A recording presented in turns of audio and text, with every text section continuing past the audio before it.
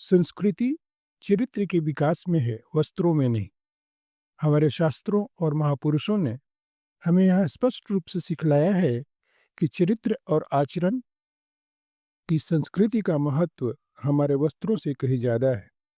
एक तरफ महाभारत में हम युधिष्ठिर की ईमानदारी और न्याय प्रियता, अर्जुन का कौशल और युद्ध कला, भीष्म के दृढ़ संकल्प और वचन, पांडवों की सकारात्मक संस्कृति और यहाँ तक कि कौरवों की नकारात्मक संस्कृति उनके चरित्र और आचरण को ही दर्शाता है, जो उनके वस्त्रों से कहीं ज्यादा महत्वपूर्ण है। हमारे महान मनीषी और दार्शनिक स्वामी विवेकानंद का तो यह कहना ही था कि संस्कृति वस्त्रों में नहीं, चरित्र के विकास में है।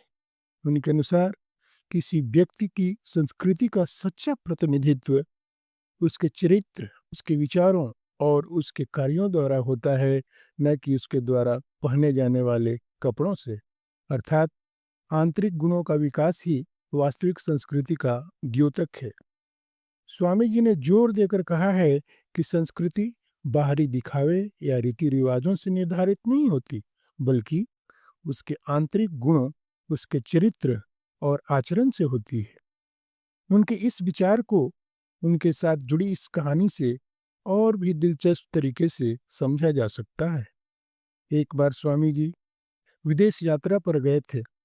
उनका भगवा वस्त्र और आकर्षक पगड़ी देखकर लोग यह पूछे बिना नहीं रह सके कि आपका बाकी सामान कहाँ है। स्वामी जी बोले, मेरे पास बस यही सामान है। इस पर कुछ लोगों ने व्यंग्यात्मक शैली में कहा, अरे यह कैसी संस्कृति है आपकी, तन पर केवल एक भगवा चादर लपेट रखी है, कोट पतलून जैसा कुछ भी नहीं है आपके पास। इस पर स्वामी जी मुस्कुराते हुए बोले कि हमारी संस्कृति आपकी संस्कृति से भिन्न है। आपकी संस्कृति का निर्माण आपके दर्जी किया करते हैं, जबकि हमारी संस्कृति का निर्माण हमारा चरित्र करता है। स्वामी विवेकानंद के अनुसार सच्ची संस्कृति वह है जो व्यक्ति के भीतर से आती है।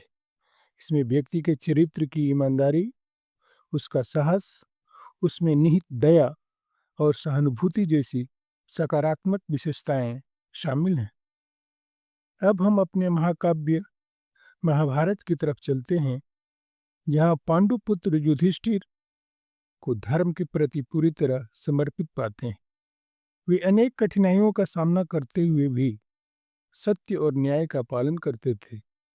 युधिष्ठिर ने कभी भी अपनी निजी इच्छाओं को धर्म के ऊपर नहीं रखा, क्योंकि उनकी संस्कृति उनके चरित्र का एक अभिन्न अंग थी, जो उनके व्यवहार और कार्यों में स्पष्ट रूप से दिखाई देती थी। उनके वस्त्र साधारण थे, लेकिन उनकी आंतरिक संस्कृति उन्हें एक महान और आदर्श व्यक्ति बनाती थी। जब हम महान धनुर्धर अर्जुन की तरफ देखते हैं, तो पाते हैं कि उनका चरित्र उनकी निस्वार्थता, निष्ठा और बड़ों के प्रति सम्मान रखता है।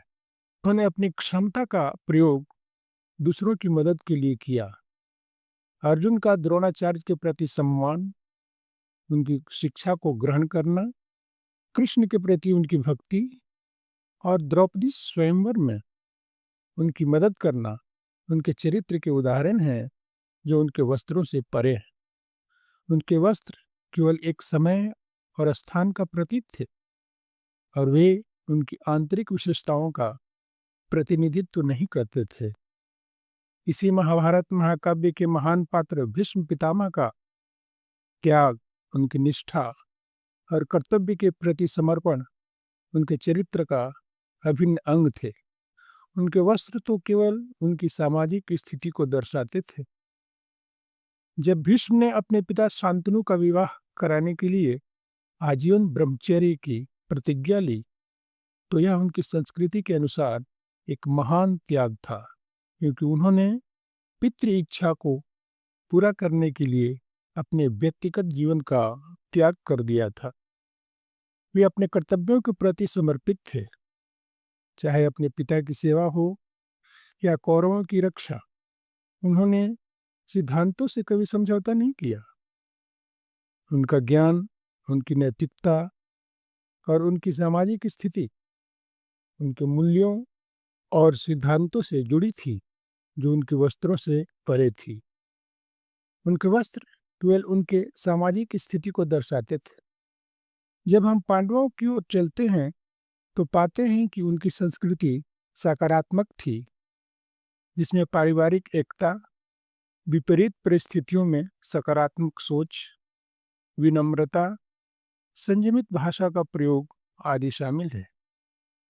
उन्होंने कभी दूसरे को नीचा नहीं दिखाया, विपरीत परिस्थितियों को अपने अनुकूल बनाने की कोशिश की और उनसे सीख लेकर मजबूत बने। यहाँ तक कि कौरवों की संस्कृति भी कोई नकली संस्कृति नहीं थी।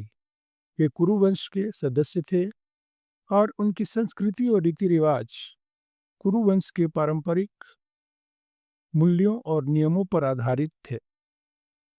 उनकी संस्कृति राजसी थी, जिसमें साम्राज्यवादी महत्वाकांक्षा, अहंकार और घमंड, धार्मिकता का अभाव आदि शामिल थे। इस तरह कौरवों की संस्कृति कुरु वंश की पारंपरिक संस्कृति थी, लेकिन उनकी खुद की सोच और व्यवहार के कारण उनकी संस्कृति एक विकृत रूप ले चुकी थी। सो फ्रेंड्स, इस वीडियो पर अपना कमेंट अवश्य दें, जिससे अच्छा वीडियो बनाने में मदद मिले। बहुत बहुत धन्यवाद।